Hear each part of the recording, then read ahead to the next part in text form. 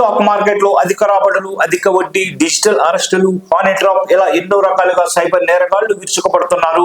పోలీసులు ఎన్ని రకాలుగా అప్రమత్తం చేసినప్పటికీ సైబర్ నేరగాళ్లు ఆగడాలకు అడ్డుకట్టయితే వేయలేకపోతున్నారు. ఈ క్రమంలోనే బీహార్లోనే ఏకంగా ఓ ముఠా సంతానం లేని స్త్రీలను గర్భవతులను చేస్తే భారీ మొత్తంలో డబ్బు సంపాదించవచ్చనే ప్రకటనలు గుప్పించి బాధితుల నుంచి భారీగా డబ్బులు వసూలు చేసిన సంఘటన వెలుగులోకి వచ్చింది. ఈ తరహా మోసాలపై పోలీసులకు ఫిర్యాదులు అందడంతో దర్యాప్తు చేపట్టిన పోలీసులు ముఠా సభ్యులను అరెస్టు చేశారు.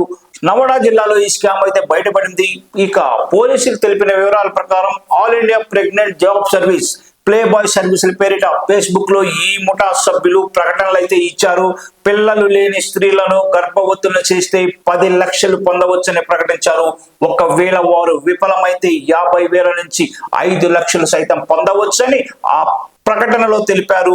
దీంతో ఆకర్షితులైన పలువురు ఆ ముఠాను సంప్రదించారు. మొదట ముఠా సభ్యులు బాధితుల నుంచి pan card, Aadhaar card, selfie, ఇతర వివరాలు అయితే సేకరించారు. అనంతరం రిజిస్ట్రేషన్, హోటల్ గదులు బుకింగ్స్ పేరిట డబ్బు వసూలు చేశారు.